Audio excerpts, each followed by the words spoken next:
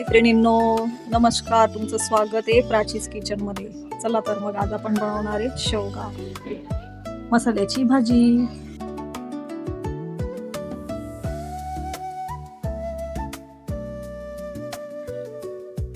मी घेतलेला आहे इथे पाव किलो शेवगा. आता शेवग्याला आपण कापून त्याचे साल काढून घेऊ. खूप जास्त साल काढायची गरज नसते. शेवगा आपण कापून घ्यायचा, जेवढं असलं तेवढे साल काढून घ्यायचे, सगळेच काही काढायचे नाही. त्याला धुवून घेऊ, स्वच्छ धुवून घ्यायचं 2 पाण्यात. मी त्यांना स्वच्छ 2 पाण्यामध्ये धुवून घेतलेलं आहे. तर मी आता कढई ठेवलेली, त्याच्यात टाकले तेल. तेलामध्ये थोडीशी जिरे टाकायचे. जिरे टाकल्यानंतर त्याच्यामध्ये थोडी हळद टाकेल. हळद तेलामध्ये थोडं असं गरम झाली, जिरे तळतळले की त्याच्यात आपण कढईमध्ये शेंगा टाकून घेऊ. शेंगा टाकून घेऊ आणि चांगल्या फ्राय करून घेऊ शेंगांना.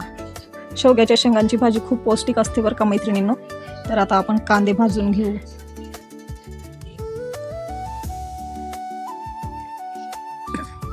कांदे भाजून घेऊ, त्याच्यामध्ये थोडंसं आपण तेल टाकू. तेलामध्ये कांदे चांगले आपण लालसर असे भाजून घेऊ. बघून घ्या, हे बघा सगळं एकदम भाजून घेतलेलं आहे मी. त्याच्यामध्ये टाकलेले लवंग, मिरे, तेजपान, खोबरं, दालचिनीचा 1 तुकडा, असं सगळं मी लालसर भाजून घेतलेले बघा. आता आपण त्याला काय मिक्सरमधून फिरवून घेऊ, मसाला तयार करून घेऊ. तुमच्या घरात आवडते का शेवग्याच्या शेंगांची भाजी तुमच्या मुलांना? आमच्या घरी आवडते, आमच्या मुलांना सगळ्यांनाच आवडते. आमच्याकडे आठवड्यातून एकदा नक्की शेवग्याची भाजी होते बघा. मी आता त्याच्यात कोथिंबीर टाकली, लसूण टाकले.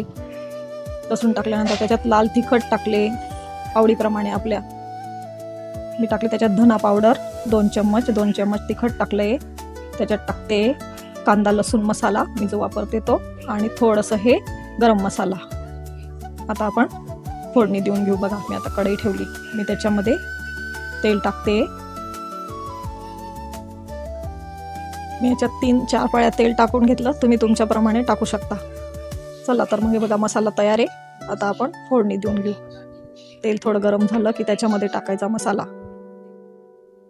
आपण याच्यात सगळं दळून घेतलेलं, त्याच्यामुळे वरून काही मसाले टाकायची गरज नाही. बघा चांगलं मस्त त्याला तेलामध्ये फ्राय करून घेऊ.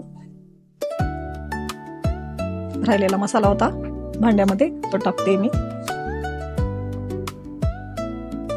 चांगलं तेल सुटेपर्यंत परतून घ्यायचा मसाला.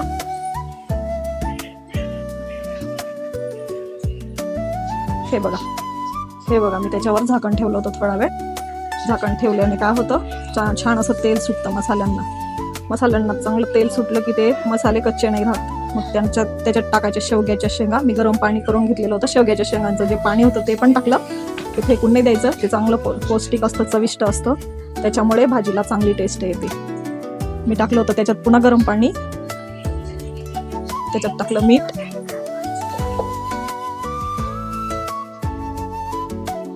मीठ टाकल्यानंतर झाकून ठेवायचं. बघा मस्त अशी उकळी आलेली भाजीला, छान तेल सुटलेलं आहे बघा भाजीला. त्याच्यात मी कोथिंबीर ऍड केली आहे. कोथिंबीर बघू शकता मैत्रिणींनो.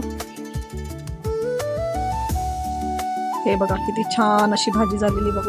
बघा नक्की ट्राय करून बघा एकदा अशी भाजी. हे बघा किती सुंदर झालेली आहे. आवडल्यास सबस्क्राईब करा, लाईक करा. सबस्क्राईब केल्यावर काय होतं, पुढचा व्हिडिओ तुम्हाला तुमच्या याच्यात येऊन जातो. तर मैत्रिणींनो, पुढचा व्हिडिओ बघण्यासाठी थँक्यू.